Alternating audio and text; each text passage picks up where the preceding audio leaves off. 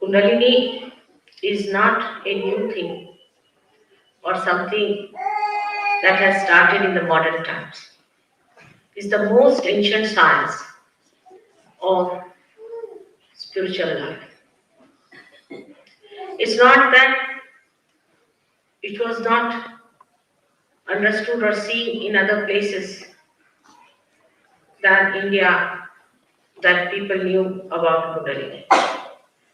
But the language used can confuse many people to think that Kundalini is something very localized or maybe something nationalistic. In our country, historically, if you see, India, we had three types of movements broadly. The first movement on spiritual grounds was that of what we call the right side movement, meaning we were trying to control the nature, or we were trying to control the nature through the will of God or through the will of that all pervading power which we call as Chaitanya. Accordingly, we started having yajnas and other methods of invoking the spirit of these elements by which we could understand them and they could understand us. I feel the result of that today we see is the science that we have developed. The result of that, many seers in India saw so many things created in that great country much before we ever started writing the history. They had created great aeroplanes and all kinds of pilotless, not bombs, but aeroplanes in those days. That's a fact. Of course, it's difficult to face it because people can't believe it that our country would have produced such great things. The second kind of movement started in India was that of bhakti, of worshipping God. The people who were intellectuals started working through their intellect to create a rapport between human beings and the nature, and the other part of the people who were seekers thought it is better to sing the praise of God and invite His grace upon us so that the light of His love will expose all that is spiritual and higher than human awareness. And the third type of movement, which was very secretive in those days, was the movement of evolutionary process, by which a human being was to be made aware of his higher self, that was his spirit, his Atma, through Kundalini awakening. You'll be amazed that at the time of Sri Rama, his own father-in-law, was Raja Janaka, had one disciple called Nachiketa. And he asked that he would like to know about his self, about his Atma. And Raja Janaka told him, you can take all my wealth, you can take everything that I have, but please don't ask me to give you enlightenment. But Nachiketa was very anxious and assiduous, and he achieved his goal ultimately. So at the time of Raja Janaka, we can say there were very few people who really received their self-realization. But on the whole, the people at that time, not being so complexed by mental projections and other problems of life, were very simple and were sensitive to the divinity.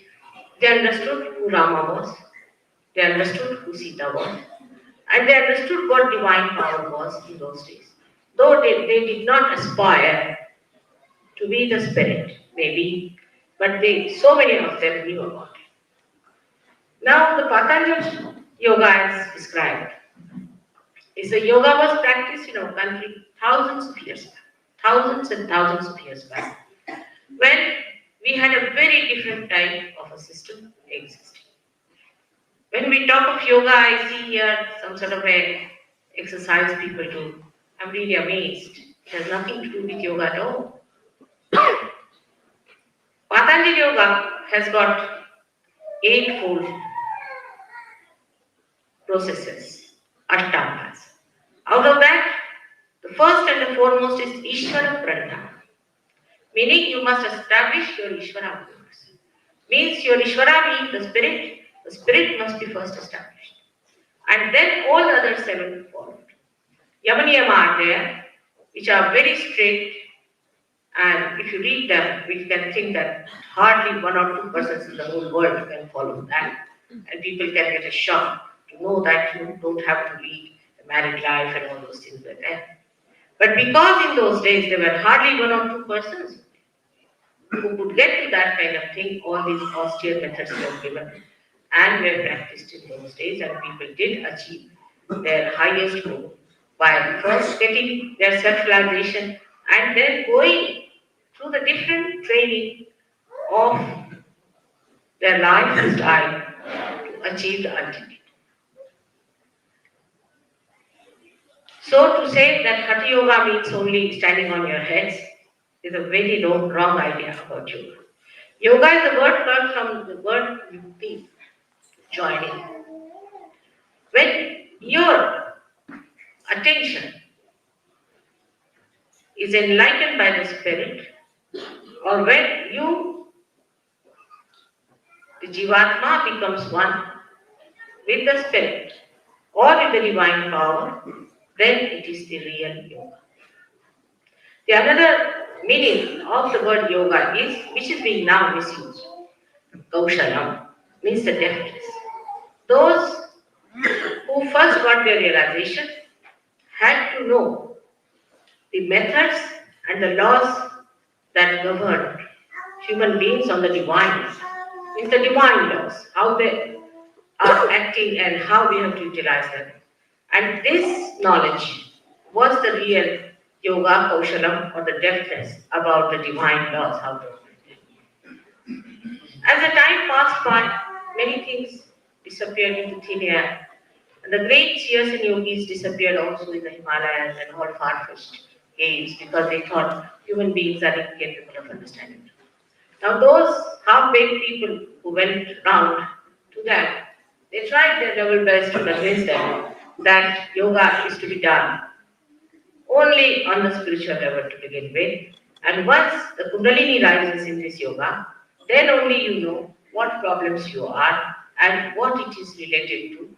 And then accordingly, you have to do the yama and niyamas.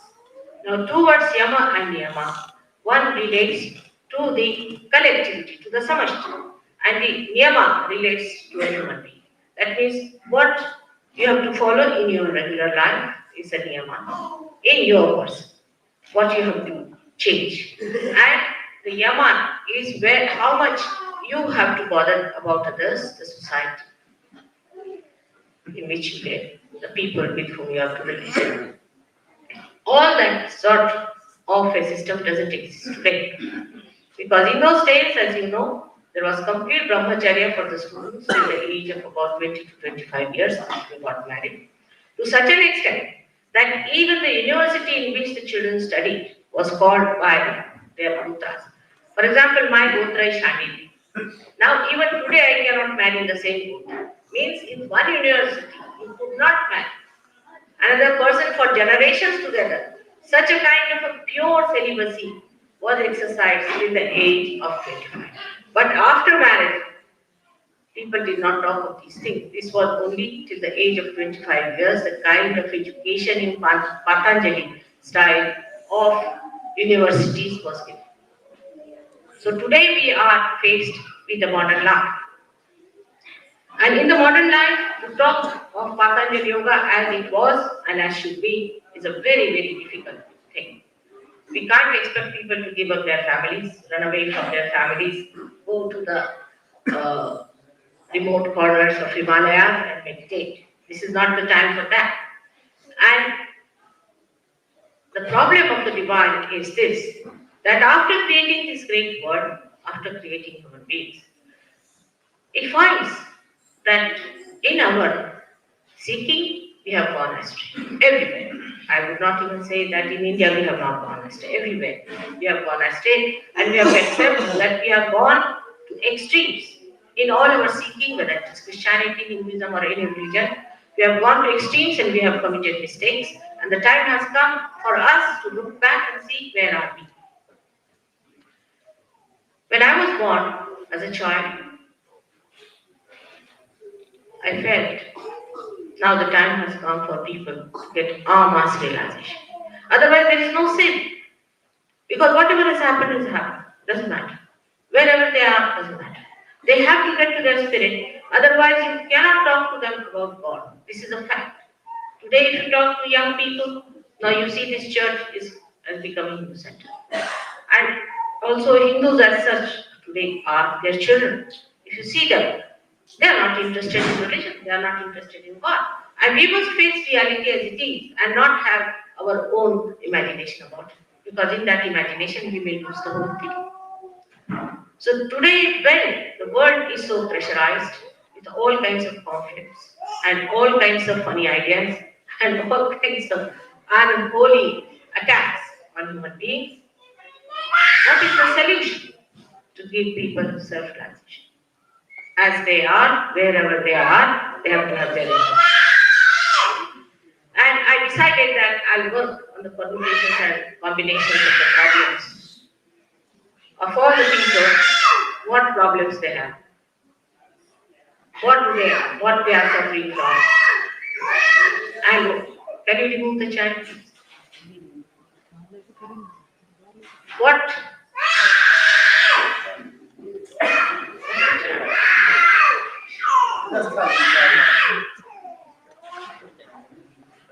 Just take the child. Better take her out. That's better.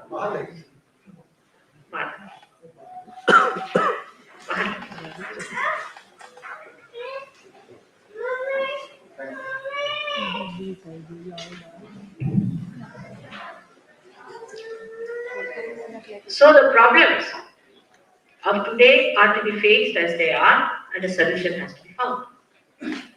As I told you, through my meditative powers, or we can say meditative surrendering, I found out that human beings have very few problems. And wherever they are, under whatever circumstances, whatever they have done, whatever mistakes so-called they have committed, whatever anti-God activities they have taken to, it is now absolutely essential that they have to get their self-realization. No use talking about God, no use talking about divine power, and no use telling them that you must balance your life, don't do this and don't do that, like all the 10 commandments. Take to ahimsa, take to this, take to that. Nobody is going to listen.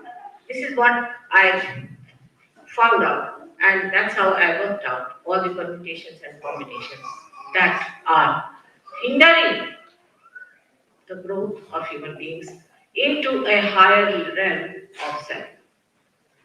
And when I worked it out, I was amazed that it's very little to be done. Human beings are already ready to be there. But the biggest thing that human beings have to have is the desire to change. As he said that I'm related also to very sophisticated people of London and all over the world. But what I found among them, they have no desire to change. They are so self-satisfied and self-opinionated. They have no desire to change themselves, nor the world, nor anything. So no question of talking these things to them. But there's a category of special people who are called as seekers today, whom William Blake has called as the men of God, that they have to become the prophets.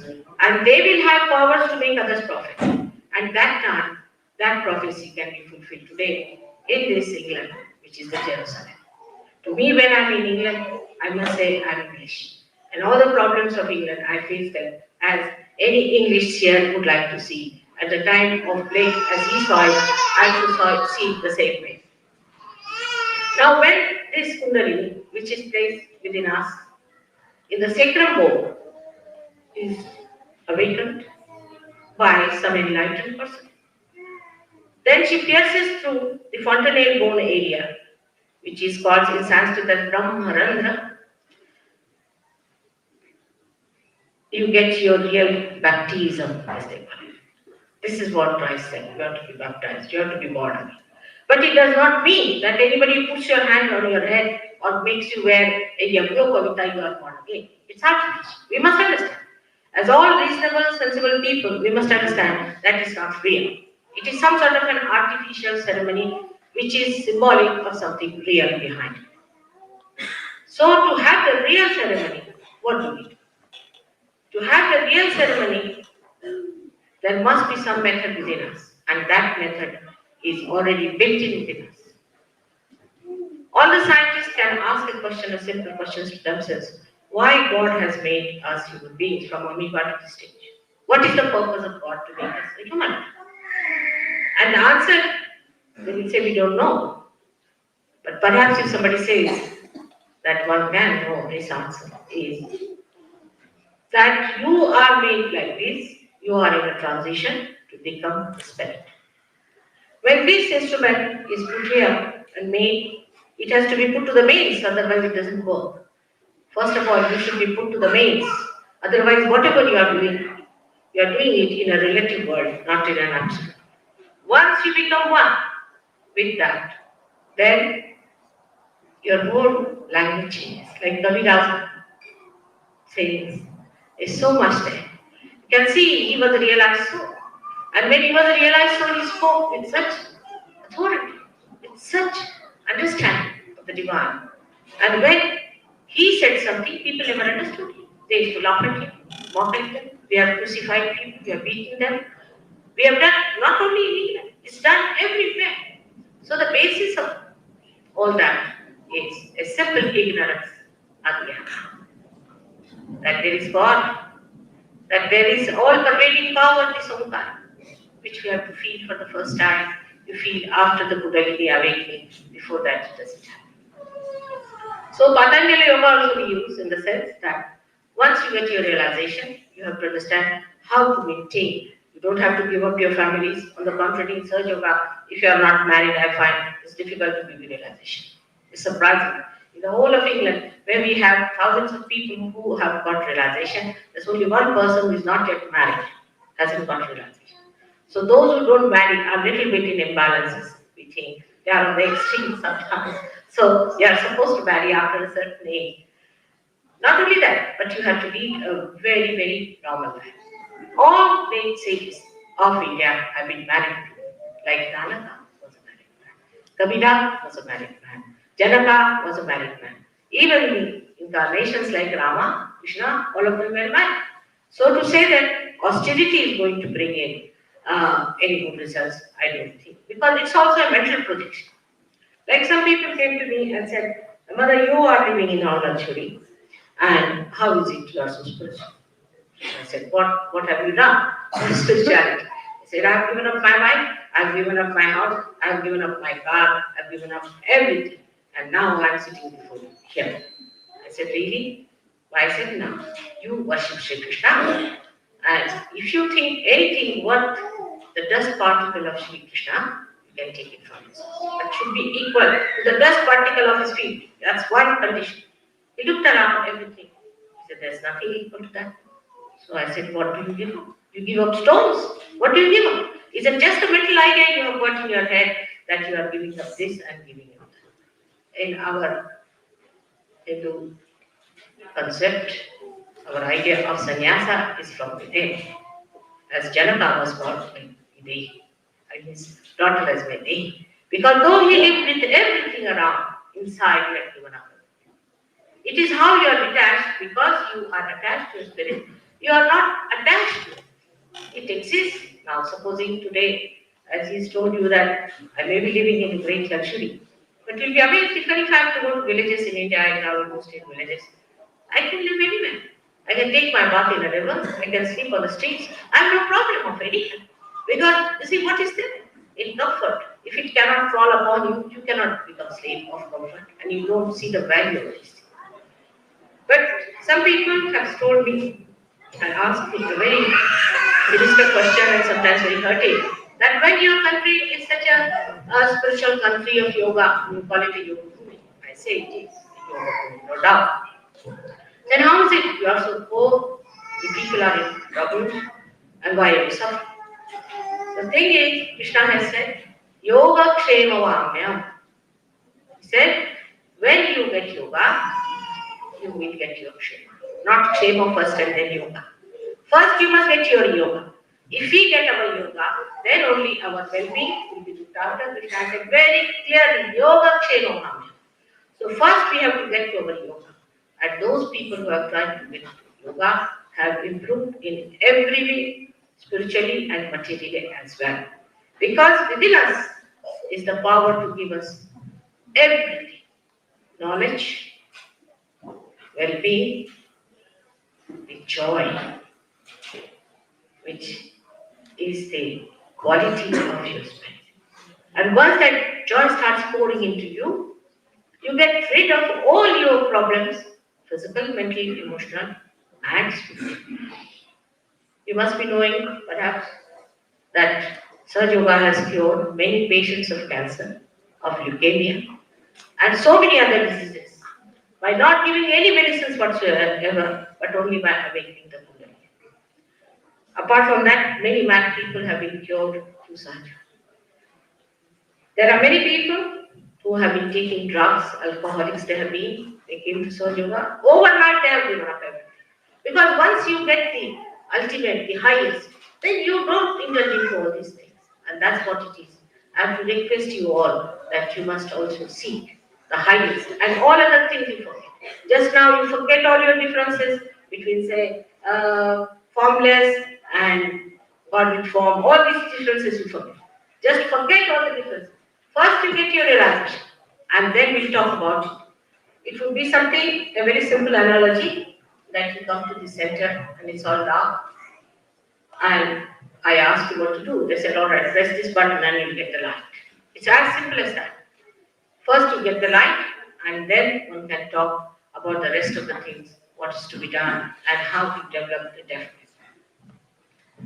The work of Sahaj Yoga started with only 6 people. For 4 years I was struggling with that. But today I'm very proud to say that in England itself, I don't know how many thousand people we have got who are yogis, who are real yogis. They are not the ones who carry a mala and say, I'm this Ananda, that the Ananda, all these names they don't take. They don't change their dress, is nothing. They are normal people. They live a normal life, but they are yogis because their awareness has become, I again say it has become, collectively conscious. They have achieved in their spiritual awareness the collectively consciousness.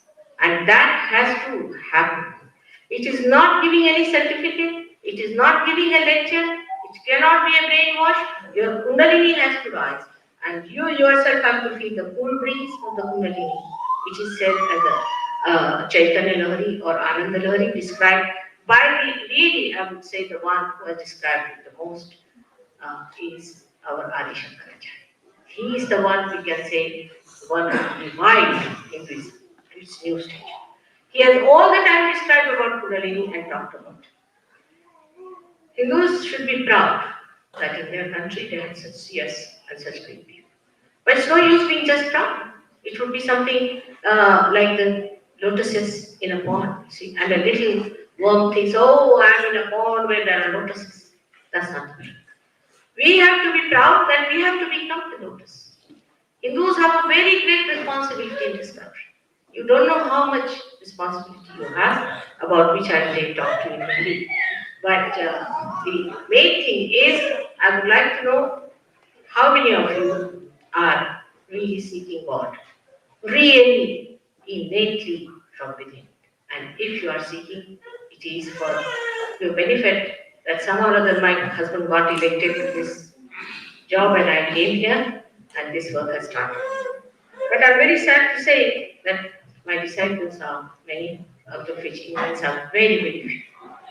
And those who are really doing a substantial work are mostly women.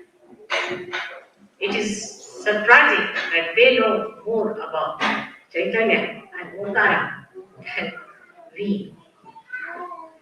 It's not a very good thing. Tomorrow your children will ask. I went to another lecture where there were Muslims and Hindus, all sorts of people. And they were more worried about politics. Or the ladies, I was surprised, they were so politically worried about things. Now, the political side of it also is very simple to understand. All human politics is artificial. It has no meaning because it deals with money. Whether the money should be distributed to everyone or to kept to one person is all that politics is. To me, it's a child's. Actually, it is so artificial that to a person like me, I cannot take it seriously. I'll tell you how. For example, now supposing if I have my own powers, I'm the greatest capitalist because I have all the powers within myself. Because I can do what I like, but I'm the greatest communist. Because I can't live alone, I can't enjoy it myself. I must distribute, I must give to others. Because this is love. This is love to be enjoyed when it is reflected in the eyes of other people. So this is the main politics. This is the work of God. And this is how he does his politics. That he is a capitalist. He has everything within himself. He can do whatever he likes. But he wants to distribute it. He wants to give it to others. And he wants to see that others reflect his love. And this is what it is. The politics of God we should take. Of course, these mundane things of life, everyday today life do disturb us and we feel upset about because we are in this country. But I should, if you take to Sahaj a new type of rapport will be established between you and the Sahaj Yogis. It's a new family that's coming up in India. And it's a very strong family. And they are all, for Indians, they have tremendous respect for various reasons of which you are not aware. They have tremendous respect for you. As it is, even if you are not Sahaj Yogis, they have tremendous respect. And that is how I feel that I should really be very thankful to you, sir, for bringing me here so that you have new friends, to give you a very mixed gathering here, so that you understand each other and help each other and bring forth the fruit of that Hindu philosophy. It's not an organized religion, it's a philosophy. And it's not even a philosophy, deep down, it's the roots, if you understand. It sustains everything and helps everyone. Even Christ is described in the Devi Mahatmya as Mahavishnu. But nobody knew about it because it's such an organized religion that they never wanted to see what Mahavishnu is. Same in India, nobody wanted to see what Christ is. What Muhammad Sahib is nothing but the Tattva. And we can prove it on Kundalini that they are all one and together. Christ has clearly said, those who are not against me are with co-partners. All these discoveries we have made through Sahaj, and I hope you make your discoveries and understand that Hindu religion is not a thing to be put into a cup. It's a very vast thing. It will encompass everything if you understand the essences of it. But we have forgotten it has got roots. And the roots must be understood, how deep it is. I'm now going to tell you something in Hindi language. I hope so. In this short time, whatever is possible about Kundalini, because it's the